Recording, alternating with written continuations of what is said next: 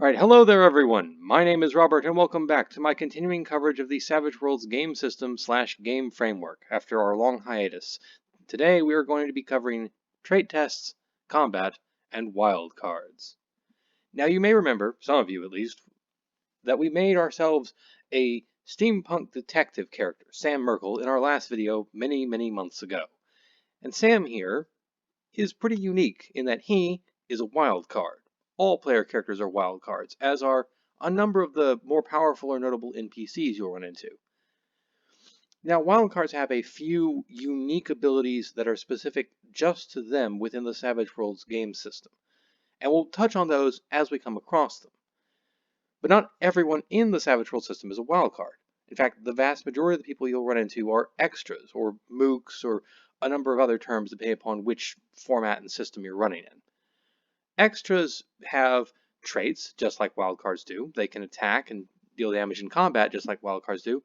In fact, everything in this video that isn't wildcard specific will apply just as easily to the extras as it does to the wildcards. And you shouldn't discount the extras. They might be innocent bystanders or shopkeepers, but they're also going to be the vast majority of the people that you fight, be they monsters, robots, or other human combatants. Anyway, we can move right along from there into our trait tests. Now, if you have your character sheet, in the upper left-hand corner, you'll see your attributes and a list of all the skills you have at least a D4 worth of training in. These, collectively, are your traits. Anytime you take a trait test, you would pick the appropriate skill or attribute, like strength to knock down a door or stealth to sneak by a guard, and roll the die of that attribute or skill. You are generally going to be rolling with a target number of 4 in mind. 4 is a success, anything better is definitely a success, anything less is failure. In general, Savage Worlds doesn't change the difficulty of the roll by adjusting the target number, but rather by applying modifiers to the roll itself. So you might have penalties to try and shoot somebody at a distance, and you might get bonuses if you're on high ground or you have friends helping you to accomplish a certain task. The outliers to this appear in combat, which we'll cover shortly, and in opposed rolls. This is things like you and another NPC or player doing athletics checks against each other to try and outrun each other, or possibly a stealth roll versus a notice roll to try and sneak by a guard. Now, when you roll your trait die, if you roll the maximum that you can on that die, like an 8 on a D8 or a 4 on a D4, the die aces. You pick up that die and roll it again, adding the new roll into the previous. Die can continually ace too, so I've seen people get a 14 on a D6 before. Getting such ridiculously high numbers allows you to get raises or exceptional successes on the trait test that you take. You get 1 raise for every 4 above your target number that you roll. So if your target number is 4, standard, then you get 1 raise at 8, a second raise at 12, another one at 16, and so on. Your Game Master should reward you for getting at least 1 raise whenever you get a raise, but they might not reward you for every raise. As an example, if you're healing someone, your success would heal 1 wound, and every additional raise would heal another wound. But if you're fighting someone, like, say, trying to hit them with a sword, then getting multiple raises on your attack might give you a single die of damage for the first raise, but you won't get additional damage die for each raise after. You've just hit them exceptionally hard is all. The Game Master might put a little bit more flair and spin into your attack, but the additional raises past the first won't give you any actual additional damage. Now, I'm not going to go into what all of the skills do, because this being a framework, there's a lot of skills, and the skills can shift between settings. An electronic skill in, say, an Old West setting won't be nearly as important as an electronic skill in a cyberpunk setting, where it might be vital. Additionally, your Game Master may add or remove skills depending upon which setting and format you're playing in. But it's generally considered appropriate for the skills to do what it seems like they might do. So if you need to know things that are pretty obvious, common knowledge is your go-to skill. If you need to sneak by people, you're using stealth. If you need to take things, you're using thievery, that kind of stuff. There will be instances, though, where you might need to do things that you don't have the skill for. So, for instance, I don't have driving, and there may be an instance where I need to drive a car. If your Game Master is kind and benevolent, and what you're trying to do is fairly simple, you can make an unskilled skill test. That's a D4 -2.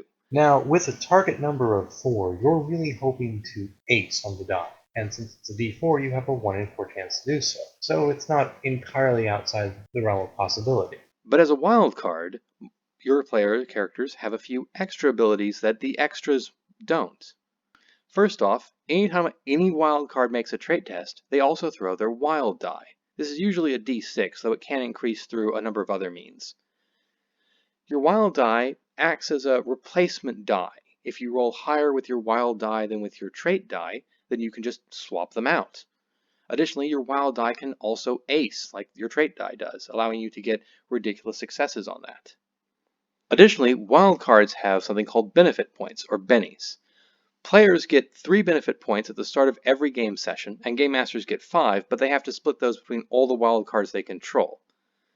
You can spend benefit points a number of ways, and you regain them over the course of gameplay, either with each new session or by doing certain things in combat. The most common use for benefit points is to re-roll trait tests. If you make a trait roll and you don't like your outcome, you can spend a benefit point to re-roll both the trait die and your wild die. You can then choose between those two rolls which one it is that you want to take, or you can spend more benefit points and make additional rolls. The only exception to this is the critical failure. If you roll a 1 on your trait die and your wild die, then you have critically failed at whatever test it was you were attempting, and you have to accept the critical failure as your outcome. Even if you rolled that critical failure as part of a reroll you paid a benefit point to take. But that covers the basis of trait tests, which means we can now move on into combat. Now, combat works a lot like it does in other game systems. It's divided into rounds, everyone gets to take a turn on their initiative, and everyone takes a few actions during their turn. To start off each round, you do initiative, but you can put your d20s away, you aren't going to use them. In fact, you aren't going to use them anywhere in the Savage World setting. Instead, your Game Master is going to have a deck of cards, or the action deck. At the start of each round of combat, every wild card gets a single action card to determine their initiative order. Once all the wild cards are dealt with, all the extras are grouped up by type, and each group of extras gets their own wild card. If there is a large group of one kind of extra, the Game Master may split it into subgroups, and each subgroup will get its own card. This prevents a group of, say, 30 goblins from just overwhelming the players on sheer number because they all go at once. Now, once everyone has their cards dealt to them, if you don't like the one you got, you can spend a benefit point to get a new action card, and then choose between the two that you're given. And just like with other benefit points, you can keep spending as long as you have benefit points to spend. Once everyone's happy with their cards, the Game Master will start counting down from ace to king to queen, all the way down to 2. When your card is called, the Game Master will take your card and put it into a discard pile, and you'll take your turn. But you may have noticed there's a couple of cards missing from this countdown. When jokers are pulled, they cause a few pretty unique actions to happen in game. Whenever a joker is drawn, all wild cards, that's all players plus the Game Master, get 1 free benefit point to spend wherever they want. Additionally, the discard pile is reshuffled back into the action deck, and the player or NPC group who got the joker can go at any point in time, interrupting other players or even the Game Master, and any trait test they take or damage rolls they make get a +2 bonus for the entire turn. Now, on your turn, you get to take an unlimited number of free actions, though usually only one of each kind, like movement, and up to 3 regular actions. And your turn has to be somewhat planned out before you really start doing it. First up, we'll do free actions. Now, free actions are things like talking a little bit, dropping an item, something quick and inconsequential to game usually. The most common free action is movement. Now on your character sheet, you can see that you've got a pace of 6 listed here, and that's your general speed in combat. Some of you might ask, 6 what? And the answer is pretty simple. It's 6 spaces, be it hex or square, or 6 inches if you're using an open area with no grid. Savage Worlds does away with the back and forth number conversion that a lot of people have in other game systems, where you might have a speed listed in feet or ranges listed in feet, but the actual game map is subdivided into grids of 5 feet or 2 yards or 3 meters or whatever, and your characters have to constantly mentally pop back and forth in their heads of how far is that, what's the conversion. In Savage Worlds, all distances are measured by the base pace unit. Now, as part of that movement action, if you want to, you can run, but doing so incurs a -2 penalty on all of your actions during that turn. This is because you're trying to move very quickly, and it's going to be really difficult to aim or lockpick or talk while gasping for breath and making across the battlefield. Because of this, though, you have to declare that you are running before you start moving. In fact, you have to declare a lot of things at the start of your turn, including what actions you plan on taking. This is because, though you can take up to 3 actions, each action after the first incurs a -2 penalty on all of the other actions. And this is true even if you decide not to take one of the actions later on in your turn. So, for instance, if I said I was going to shoot the bad guy 3 times, but my second shot dropped him, I was still at -4 to both my first shots. Now, if the Game Master is nice, I might be able to redirect my last shot to a different target, but I'll still be at -4. And even if I don't do anything, I'm still going to be penalized for that third action I was planning to take, even if I didn't take it. You can take your actions at any point in time during your movement, though, so you can duck down a hallway, fire a few rounds off, move into the next room, try and pick a lock, that kind of thing. And speaking of actions, the most common action you're going to take in combat is, of course, the attack action. This is where you'll apply the weapons that you have on hand, in combination with the skills that you've trained in, to attempt to hit an enemy and damage them. Now, if you've got a melee weapon, be it bare fists, maces, swords, laser swords, plasma cutters, or whatnot, you're going to be using your fighting die, and your target number is dependent upon your target's parry.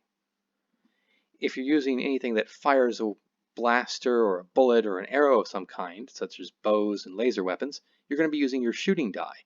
And if you're not right up close to them, you're going to be firing against a target number of 4, modified by range.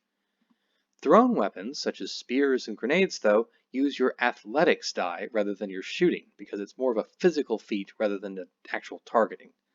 This is also against a target number of 4 unless you're right up close to them. Close combat fighting with ranged weapons is not ideal, and you will be targeting their parry, but there's a lot of weapons that you can't even utilize at close combat, like long arms, such as rifles. Speaking of ranged weapons, there's a couple of things we have to touch on, first being range itself. All ranged weapons have their ranges listed in this fashion, with short, medium, and long range listed in pace increments. Firing at anybody within short range incurs no penalties. At medium range you have a -2, and at long range you have a -4. There is something called an extremely long range, but we'll get back to that in just a second. Additionally, a number of weapons, especially more modern weapons, have a high rate of fire. Your rate of fire determines how many shooting die you roll as part of your trait test. So something with a rate of fire 2 rolls 2 shooting die during their trait test. Doing so is basically a semi-mini trait test within the test itself. You don't add the die together, each die is its own success. And you only get 1 wild die even if you're rolling multiple shooting die, or multiple fighting die. For almost all weapons with a rate of fire higher than 1, you can choose to just fire at a rate of fire 1, and firing faster than a rate of fire 1 without stabilizers or other special equipment will incur a -2 penalty in any shots. But it is nice to be able to pump out a few extra rounds and try and take down more targets. You can't move between the shots of a high rate of fire, but you can target multiple enemies with them. Now, just like with trait tests though, there is a chance for critical failure, but this one's actually even worse. If more than half of your die from the multi-die shooting test or multi-die trait test are 1s, even after you've swapped out the wild die, then you have critically failed. None of your shots hit, and the weapon may jam or be destroyed in some fashion. Now, all of this complicated nonsense means that if you wanted to, on your turn, you could move up to 6 inches, run an additional d6 inches, and fire up to 3 times with your multi-attack action, and if you had a rate of fire 3 weapon, you could fire 3 shots with each attack, but even if those targets are in close range, you're going to be at a -8 for all of those shots. With a target number of 4, that means you need a 12 or better on any given die just to succeed. And that's going to be very, very difficult. So 9 shots, but maybe not a lot of hits. I like to refer to this as Stormtrooper syndrome. The thing to remember though is that these are trait tests, so you do get your wild die, and you can spend benefit points to attempt to re-roll these shots. And as I mentioned before, if you get a raise on your attacks, be they fighting, throwing, or shooting, you get an extra d6 of damage, but just for that first raise. Damage, by the way, is versus a target's toughness. And you'll find the damage for any given weapon listed next to the weapon itself. Most melee weapons will add your strength die into the damage roll, but it's important to note that even though this uses an attribute die, the damage rolls are not trait tests. They don't get wild die bonuses. That being said, you do add all the die in together for your actual damage. Now, most creatures that you fight are probably going to have a little bit of armor or whatnot on them. If they don't have armor, their toughness will be listed as just a basic number. I mean, there's not a whole lot you can do to get around that, especially if the toughness is naturally high. However, if they have armor on, their toughness will be listed as thus, with their armor bonus in parentheses. This is important because a lot of weapons have an armor penetration value, which will reduce the armor of the target. Your AP can drop the target's effective toughness by up to its armor level. So if I have an AP 1 weapon versus someone with an armor of 2, it'll drop their toughness relative by 1 point. However, I can't drop beyond the armor that they have, so a high AP weapon will only drop someone down to their base toughness, no further. Damage rolls, despite being not trait tests, do get the benefit of being re-rolled from bennies, and you don't have to worry about critical failures on this. If you roll all ones on your damage roll, you can spend more bennies and just keep re-rolling. If you manage to meet your target's toughness with your damage roll, you've shaken them. Now that may not seem like much, but a shaken target can only take free actions, which means they won't be able to shoot or fight back, and they'll have a lot more difficulty moving around the battlefield. They do get to try and recover from shaken at the start of their next turn by making a spirit roll versus a target number of 4. And if they succeed, they can take actions as normal. This is them shaking off the last attack you did and springing back. Now as a wild card, you have, of course, the benefit points, and you can spend one to recover from shaken at any point in time, even if it's not your turn. So if you've just gotten hit and you're about to take some serious damage, you can spend a benefit point to recover from shaken and knock that damage down just a little bit. If you are shaking somebody who's already shaken, they take a wound. Additionally, every raise you get on damage, whether the target is shaken or not, deals an additional wound. Now, extras only have 1 wound before they're incapacitated, or dead, depending upon how fatalistic your game master is. But wild cards have 4 wounds before they're incapacitated. Each wound you take, though, incurs a -1 penalty on all of your actions, so try to avoid damage as much as you can. Additionally, wild cards can spend those benefit points, those very, very versatile benefit points, to attempt what's called a soak roll.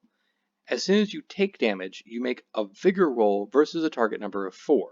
With a success, you negate 1 wound, and every raise on that vigor roll negates an additional wound. Unfortunately, you can only negate the wounds you have just taken, which means that if you take 2 different attacks and soak the second one, even if you get raises, you'll still have 1 wound. But if you do manage to soak all of the wounds from the last attack, you shrug off shaken as an extra bonus. And because vigor rolls are trait tests, you can re-roll them as long as you spend benefit points to do so. Now, that isn't to say that the extras with their 1 wound and no soak rolls can't be difficult on their own right. Our party, in exploring the docks, ran across an extra in what was effectively steampunk power armor with some very impressive weapons strapped to them. It took us a long time to get through the armor, and his rifle was blowing away all the cover that we could find. We were quite happy with our success in getting past him, which was really frustrating when we found 2 more in the very next area. This is where we decided that fighting head-on with just attack actions wasn't going to do it. We needed to be smarter. Which is why there's other things you can do aside from just punching people or shooting them. Things like called shots, disarms, defend, supports, test, all these are extra actions which will make your character a smarter fighter and a better fighter. Called shots allow you to target specific opponents or specific targets on those opponents. This is sort of like spotting that glowing point on a boss monster and realizing that that's the weak point and that's the thing that you need to aim at. Doing so allows you to do things like disarm your opponent by targeting their arm or hand, forcing them to make a test to keep from dropping their weapon. You can also target a weapon or an item specifically and try and destroy it outright, dealing enough damage to break the item apart. Another option is the aim option. Now for this, you have to sit perfectly still. You can't move and you can't take any other actions for an entire turn. And then at the start of your next turn, before you move, your first attack action either gains a +2 to hit a target or ignores 4 points of penalties from targeting small objects or small items or called shots. Aim also lets you do an extremely far shot, which is double long range, though this is still taken at a -8 modifier. You can defend, which increases your parry by a good amount, allowing even those not skilled in combat, like our detective, to be up close and personal without having to take too many punches to the face. You can aid your allies making trait tests that, on successes, give them a bonus to make their trait tests. And you can test your enemies, which takes two forms. You can either distract them, making it harder for them to make their actions, or you can leave them vulnerable, making it far easier for your allies to wound them. Additionally, you can try moving your opponents around the field, shoving them or grappling them to try and hold them in place or move them into different positions. Since we were playing on the docks, we had a few environmental benefits to our area. So one of our players just shoved one of the steampunk people off the side of the dock, and surprise, surprise, steampunk armor is neither waterproof nor easy to swim in, so he didn't last very long. The rest of us just dogpiled the last guy, and because he had that impressive rifle, and the rifle was a long arm, he wasn't able to bring it to bear on any of us in close combat, allowing us to get our licks in without taking any damage. Additionally, as one little optional rule, we all got the pile-in bonus, where whenever multiple allies are in melee with one target, whoever's fighting that target gets a +1 modifier to their fighting die for every ally in combat with the same model, or same unit. Now, I'm not going to lie and say that Sam here took this guy out. I mostly sat there and defended, aided a little bit, and tried not to get my head knocked off, but we did manage to bring this guy down, with a lot less damage than the last one had taken. But that's basically combat. You do have a good deal of movement, and your attack actions are going to be your primary source of dealing damage to your opponents, but you have to remember your other options like aiding your allies, defending yourself, and generally testing or controlling your enemies allows you to fight better than just a basic grunt. You have to think outside the box, or you're going to be buried in one. But that covers pretty much everything in terms of trait tests, combat, and wildcards. Well, almost everything. Come back next time when we discuss powers, magic, and mad science. Thank you all for watching. If you liked the video, please like and subscribe, and hopefully I'll get more of these out sooner rather than later. Have a good day.